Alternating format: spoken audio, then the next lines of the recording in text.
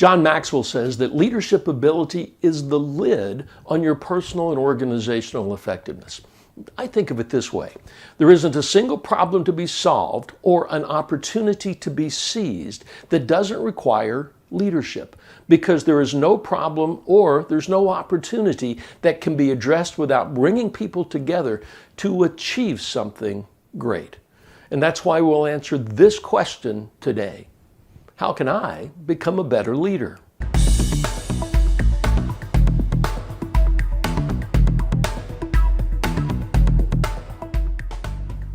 I'm Randy Pennington, and thanks for joining me. Let's begin with a definition.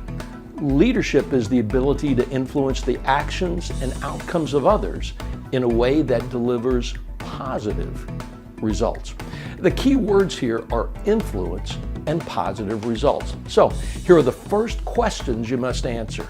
How do you define effective, and how do you want to influence others in your role as a leader? We'll explore the influence piece first, because that's really about power.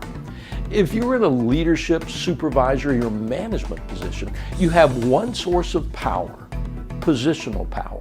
And if you're looking for just simply compliance, positional power is a great tool. Just tell them what to do because you said so, and then tell them what will happen if they don't. Positional power also makes even your suggestions carry extra weight. I discussed this concept with a CEO client a few years back, and he didn't believe me until he walked by a group of people installing a new door in the office. The crew was over halfway through with the job, but they asked him out of politeness what he thought. And without thinking, he just said, "This is fine, but I might have put it over there." And in less than 30 minutes, there was a change order on his desk to sign because the door was being moved to, these were the actual words, correct location. Positional power, if you have it, never goes away, and there can actually be times when you might have to use it. If the building is on fire, for instance, you aren't going to spend time trying to involve and explain the need to exit. But most people who ask about how to be a better leader aren't really looking for ideas on wielding the power of their position.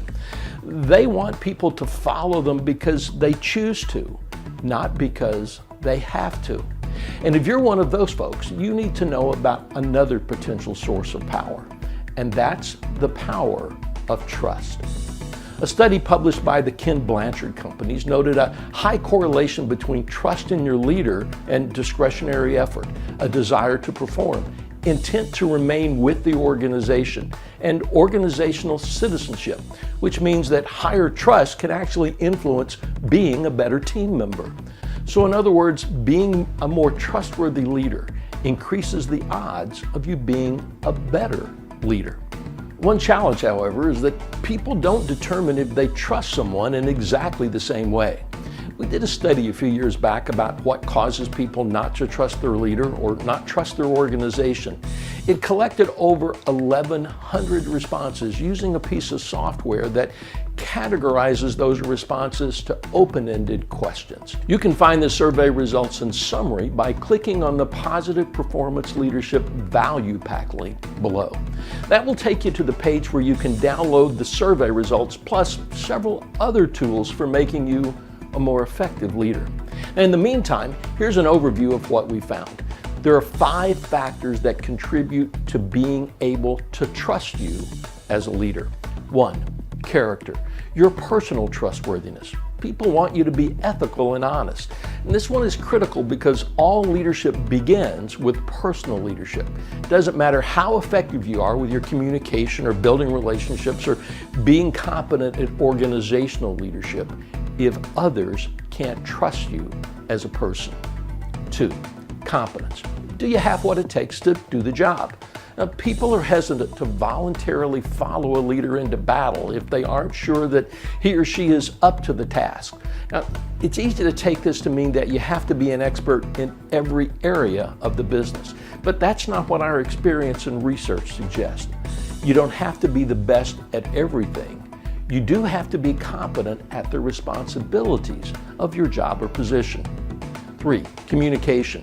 Now, this one deals with your willingness to share and receive information and the belief of followers that you're being transparent in that process. Don't take this to mean that you have to tell people everything, because you don't. You do, to be effective as a leader, have to share what people need to know at the appropriate level when they need to know it. If they trust your character and competence, they'll trust your motives. 4, consistency. People want predictability in your actions, responses, and decisions.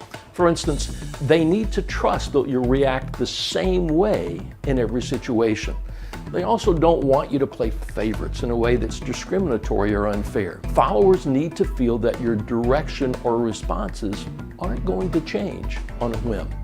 And 5, courage. People trust leaders who will do what's right when it isn't in their immediate best interest. They want to trust that their leader won't throw them under the bus. They respect those who protect and go to bat for them when it would be easier or more convenient to look the other way. So, which of these 5 factors will make you a more effective leader? That's for you to figure out, and you can do that through self-evaluation and asking for feedback.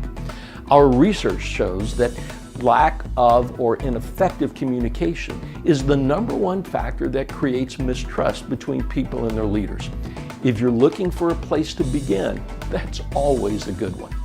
We'll continue this discussion in part 2 of this subject. It's the next episode, and it looks at the organizational aspects of being a better leader.